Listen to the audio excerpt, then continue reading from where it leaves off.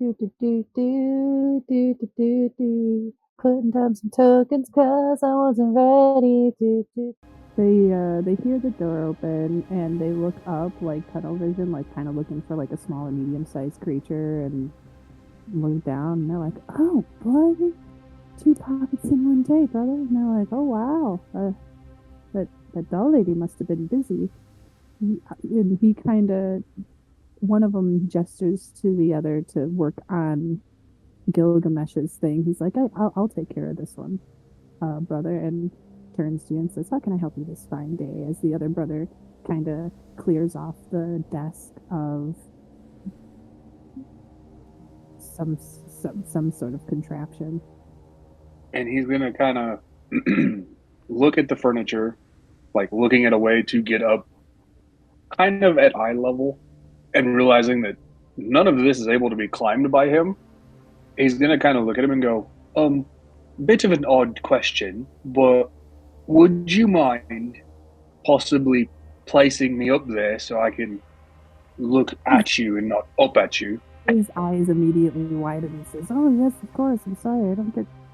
Honestly, I rarely see tiny guests." And he comes around the desk and kind of puts his hand down with his palm up so that you can step into it, and he does move pretty slowly, but he goes behind the desk and you can kind of get a glimpse of what his brother's working on. It does seem to be some sort of mini grappling gun, a Oh, grappling hook gun that he's he hard at goes, work at, and kind of sidesteps around his brother. But you notice that this is built by medium-sized creatures. These aren't there's no way that they're the original owners, because this building was kind of made for medium-sized creatures, and there's little the wood of the building is old, but as you kind of go around you see that there's like newer wood that they have added to, like, add extra steps and things like that, and they have like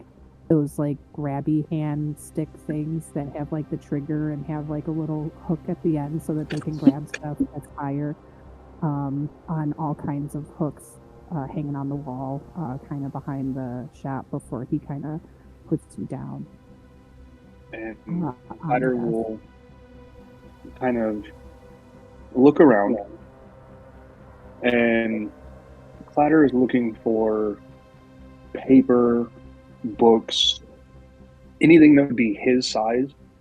That way he could kind of start writing spells down, and then he kind of looks around and will ask the brother that picked him up, "You don't happen to have like a possible journal that is, I don't know, my size that I could potentially write things in?" He sees that you're kind of like, looking for something to write with. Obviously, there's papers and pencils, and all of them varying in size. Most are taller than you, though. And you kind of go to try to write, and you say that, and he's like, "Ooh."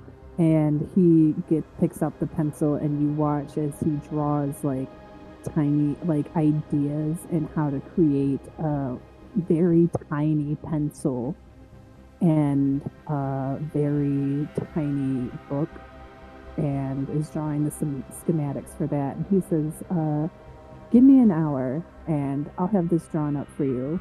I'm breaking a pencil.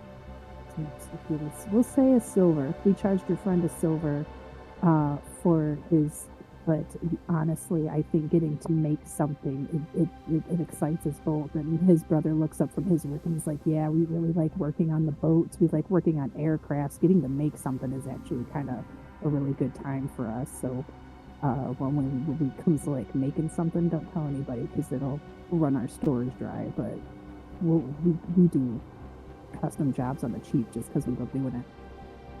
And could you potentially, I don't know, is there like a crossbow or anything in here?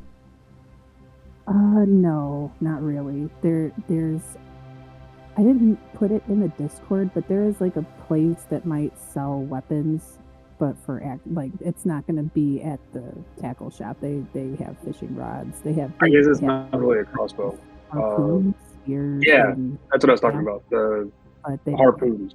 Oh yeah, they might have like one a display like mounted somewhere, but uh, And it's more in like that back room I told you about. That's kind of connected to the shop. That's not really you didn't see like the back room. That's kind of they might have something like that out on display, but you don't see like stock for it because it's in the back. This is more like the basic fishing gear, whereas that's more considered something that would be like for the captains and pilots and whatnot for their. oh, he would ask, um, do you possibly have what is the thing that you guys shoot into the water to like spear fish and like bigger animals? Oh, the Um, harpoon gun. Our harpoon gun's yes. pretty good. Cannonballs Um, work. you, my brother came in actually, and I'm assuming that that thing that you're building is for him. They nod. But I love him so much. He is my older brother and my bigger brother. Is there any way to possibly, and he'll take out 2 gold and lay them on the table and go, that maybe you guys could make him one that would possibly work for him? Harpoon gun. They pick up the 2 gold. They do the same weird thing that Wally did and kind of bite it, and they're like, "Oh yeah, it's real, thank God." And they say, yeah, but a weapon is a little more complex than the stuff that we're making, and it'll take more time than a day. Roll me a d6. Uh-oh. Yeah. We'll say that's how many days they tell you. They're going to have to outsource some tools to be able to make a weapon that small, as weapons aren't their forte.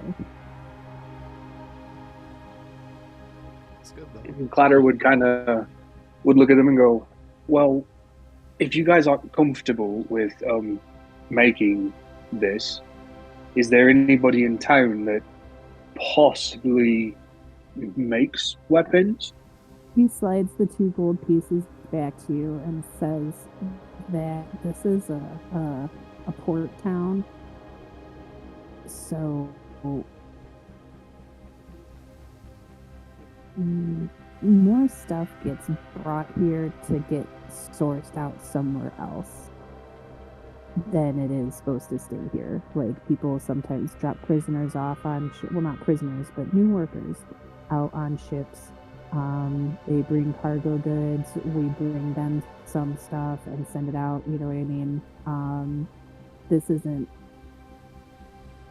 this is like a pass by town. So there's somebody here that can there's like a blacksmith, but he tells you that he's actually more he's not like a blacksmith that is of any renown. Like, he can make some pretty okay things as a metal worker, but he can help maintain stuff. He more fixes blades or other weaponry. He doesn't like he fixes stuff and helps keep the integrity of it, but he doesn't actually have a brand or anything. He doesn't really make anything. And because of it being a militant state, he's going to get cycled out. Like, he's one day going to serve his sentence, and he's not going to be there anymore. That is one of the jobs that is kind of run under that city state that you guys are in. That one of the, like, you are kind of on the front lines when you come in here. What Verlaka does is they keep evil at bay. And I did that too. And he gestures to his brother. He said, we were once triplets. But we got caught stealing stuff so we could make stuff. And sometimes the parts cost a lot and we don't have all the money. So we were like, let's just take them. We got caught. We didn't have the gold to cover the cost of our theft, and we came here. We were ambushed by Spoondrow, and we lost our brother. But we served our time. We have 5 years left, and after that, we're gonna go open up our own shop. But we work here and don't make money. The money we make is going towards our sentence and our fines.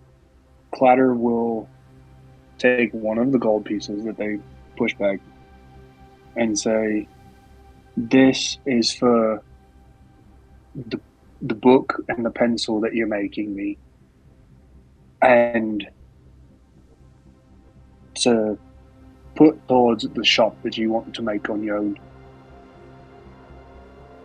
They look to each other and, is there an insight check?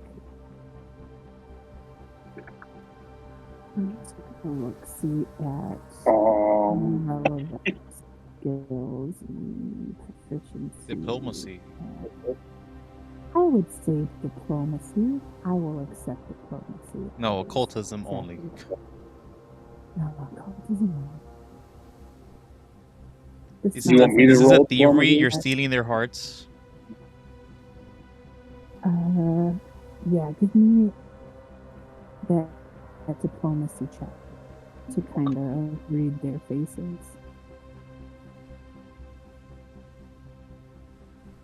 Whoa, dude. Every time we play this game. I know every time we play this game, I fucking roll real high, but when I play in your games, I can't roll for shit. So you can tell that there's some kind of sad tension between the brothers. When you're like, this is going to go only towards your shop, they kind of look at each other. But they quickly look back to what they're doing, and there's still a trace of sadness despite the happy demeanor of the gnome. Like in his eyes, as he says, thank you, I greatly appreciate it. And he kind of keeps what he's going to say to himself, but you kind of get the hint that there's more to it, and he might not be able to really get to keep that money despite him putting it in his pocket. Well, it's a start for them to get paid off. Yeah, it is a closer step towards their ultimate goal. And Clatter will kind of like lean over the edge of the desk, looking down at the ground, which to him looks like miles. And he'll go, you said come back in an hour, but if I try to climb down this, it's going to take me an hour to get down. Would you mind lifting me back? He laughs and he puts his hand out again and says, of course. And once again would move around the desk and gently, he would go as far as to walk the extra couple feet gently and slowly towards the door and put you by the door and open it for you, sidestep, kind of, hold the door for you and kind of do a formal semi-bow and say, see you in an hour. We thank you for your patronage. And Clatter will, for the first time, stick his hand out to shake hands with him. He sticks out an index finger. And Clatter will shake it and kind of clasp it with his other one and say, I believe that you guys will get on your own feet and will run probably the best shop in town. I hope you do well. smiles and nods and says, "Thank you. Keep an eye out because we're allowed to take the name of our shop with us when our time is served. We'll give you a discount if you see us out in the world on any bait and tickles." Definitely will. Thank you again. This guy doesn't understand. He just met his future angel investor. He doesn't understand. But what do you? So, Gilgamesh, you kind of see the semi-tender moment between No, I Clatter and the shopkeeper. No, you don't. I thought you were keeping watch. I was for only 2 seconds, and I get bored. Gilgamesh is a very bored individual. He jumps off immediately, having given the map to the bird. He says, "Here." In the map, is there like anything of this town specifically? No, I No. put in the Discord. I put it under maps. Yeah, no, I saw it, but I didn't know if like there was even more detail that we can't understand. That's fine. Would I know? Would we know where the other place is at? Where sorry, hold on, looking at the notes. Where Kiara's is at? Kiara is, yeah, her address is listed. So if you ask people, "Hey, where's this?" they'll be able to direct you for sure. Okay. So I'll tell the you bird first. leave. I went to Kiara, and then I leave. Okay. The bird has nothing to say to you and sure. watches you leave. But after knows you where I get out of like eyesight, it does know where you went. It stops narrowing its eyes and just patiently waits for Clatter. And when you come out, the bird does inform you. Wait, it can actually do that? I was gambling. It does not talk in front of other people ever. It only talks to Clatter. Otherwise, it will not talk. Clatter will kind of like another poppet. So it's the same size as Clatter. Like it's another poppet, the same with Morris and Tammy. I thought it was going crazy. It's another poppet. Let's go. And Clatter will kind of bring the head down and like lean his head against it and go, "That's my good bird. Let's go find my brother." "What's this? Oh, he left the fucking map. Are you kidding me? Now he's gonna get fucking. Let's go." It tells you that it didn't. It's not leaving town, and that it is going to a woman's house named Kiara. Now, you find out Gilgamesh and Clatter as you're gonna have to go and find where this woman lives. Gilgamesh, you get there about 10-ish minutes before Clatter does, and you find that she's a barmaiden. You find out that she lives here and is kind of stuck serving a life sentence, but she has like done her due diligence on the front lines and has kind of earned her a small home, and she is a barmaiden at the nearby tavern. And so her house, it's small but and like cozy, but she does have like her own house. It's nothing spectacular. She is a human, so she's a medium-sized creature, has like an olive skin tone, but very dark and a lot of freckles. Like a lot of freckles. Her hair is coarse, but like almost like a chestnutty red, like it's like a brown reddish hue, and it's tied like, and it's kind of fluffy, but it's tied back in a thick braid that only reaches like her mid back. She has one green eye and one brown one. She has a small scar that is a line.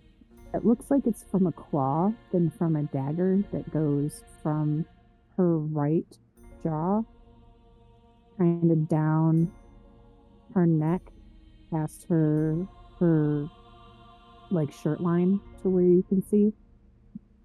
And her house is 1 story. It's wood and brick. There's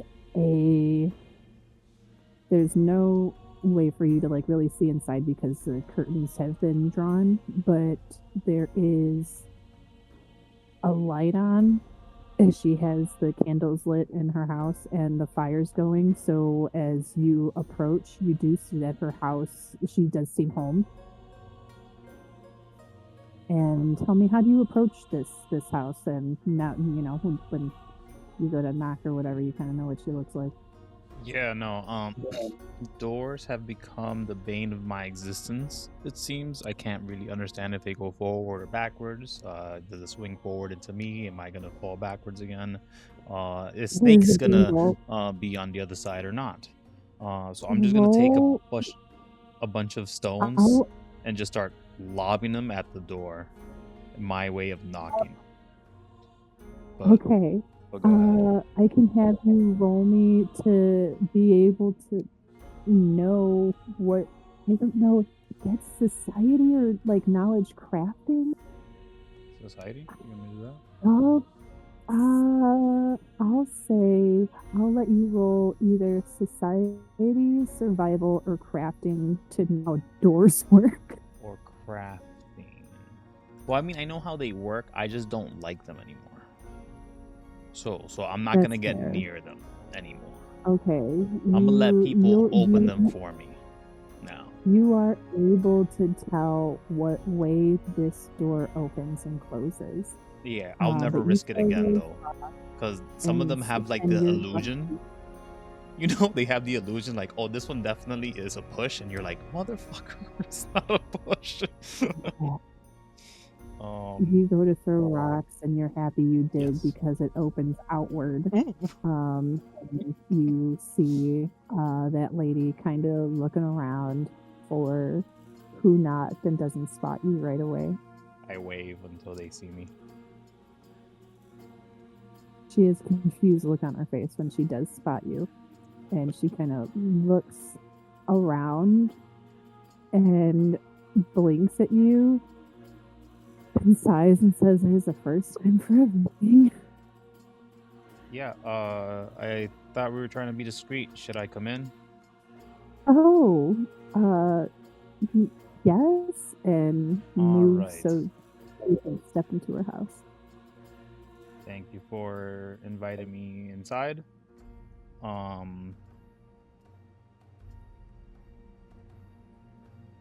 What could I do for you? She says, "Well," and closes the door, latches it, and says, "Well," I watch whatever her hands do on the door, just in case. Not that it would help me. She like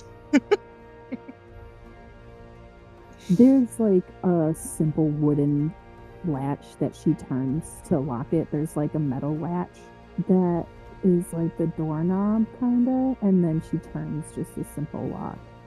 That's just a little nugget of wood that she turns horizontally instead of vertically. And that's pretty much her security system. Little latches on the windows, little hope. Lots of her honest men. But I digress.